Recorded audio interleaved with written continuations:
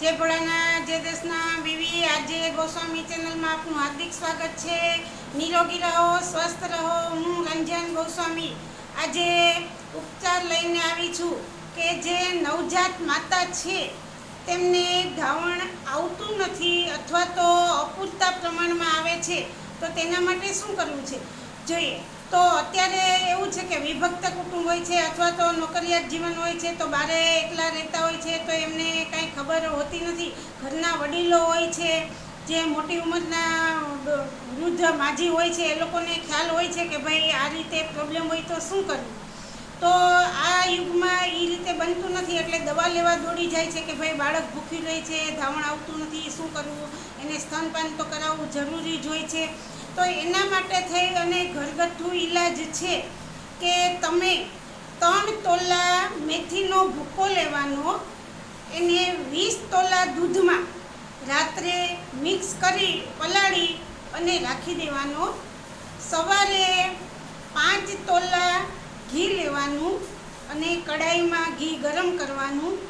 એ ઘી ગરમ કર્યું છે તેની અંદર તે પેલો ભૂંજાવેલો મેથીનો પાવડર છે તે પાવડર લઈ લેવાનો અને જે ગરમ કરેલું ઘી છે એની અંદર એ એકરસ કરવાનો।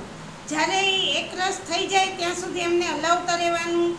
ત્યારબાદ તે પલાળેલો મિક્સ કરેલો જે મેથીનો પાવડર છે તે નીચે ઉતારી લેવાનો।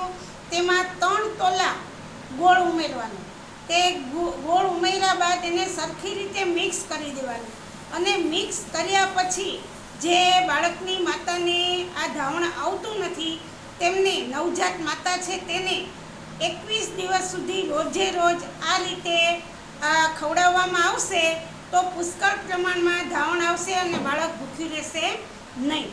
એ આ એક રોજ માટેનો એને 21 દિવસ આપવાનો અને બાળકને दूध आवे एना माटेनो अने माताने पण पोषण मळी रहे ए माटेनो आ उपाय छे। बीजू के जे माता छे नवजात माता छे ई आपणे फाकीनी जेम जीरू मोढामां फाके तो पण धावणमां वधारो थाय छे। तो त्रीजू छे के जे सोळा फળી होय ए कठोळना चोळा होय एमां वधारे प्रमाणमां तेल नाखी अने ई शाक बनावी अने खावामां आवे तो पण धावणमां वधारो थाय छे। अने चौथुं छे के जे तुवेर दाळनुं सूप बनाववानुं, एमां 2-3 चमची घी उमेरवानुं अने ई सूप 1-2 वाटकी पीवामां आवे तो पण धावणमां वधारो थाय छे। आ रीते घरगथ्थु इलाज अनेक बीजा इलाजो छे के जो आपणे बाજરાનો રોટલો જ્યારે કે નવજાત માતા હોય જેને ડિલિવરી આવી હોય એ સમયમાં તો એને બાજરીનો રોટલો જ ખાવાનો હોય છે।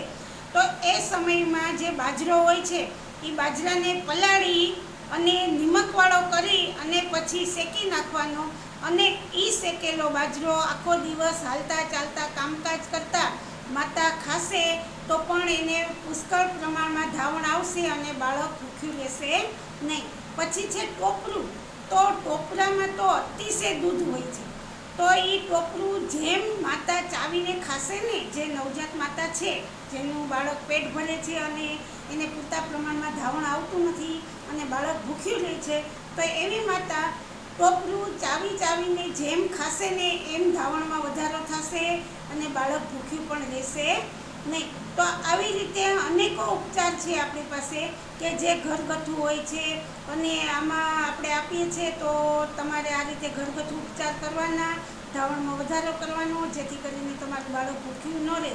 તમે આ ધાવણ વધારવા માટે દવા લેવા જાશો વાત ખરી છે પણ તેનાથી તમને છાતીમાં દુખાવો પણ થશે, ધાવણમાં ભરાવો થાય અથવા તો એમાં ગાંઠા થઈ જાય એવો પ્રોબ્લેમ બને। પણ નહીં, આ ઘરગથ્થુ ઇલાજ કરશો ને જે પેલું કીધું એમ મેથીના પાવડરને પલાળીને સવારે 21 દિવસ સુધી ખાવાનો એ, પછી બીજું છે કે આ તુવેર દાળનું સૂપ બનાવવાનું, ચોળાનું શાક ખાવાનું, પછી સીધું અને સરળ કે જીરું ફાંકવાનું એટલે ફાંકીની રીતે જીરું તમે ચાવશો તો પણ ધાવણમાં વધારો થાય છે। અને આ બાજરાનું અને ટોપરાનું તો સાવે સાવ સીધું છે કે ભાઈ બાજરો શેકી નાખવાનો, નિમકવાળા પાણીવાળો કરી ને શેકી નાખવાનો અને પછી મુખવાસની જેમ તમે હાલતા ચાલતા કામ કરતા ખાતા રહેશો તો તમને એકદમ ધાવણ વધશે અને તમારું બાળક જરી પણ ભૂખ્યું રહેશે નહીં. એ જ રીતે આ ટોપરાનું, તો આ રીતે ઘરગથ્થુ ઈલાજથી બાળકની માતાના ધાવણમાં વધારો કરવો. નિરોગી રહો, સ્વસ્થ રહો.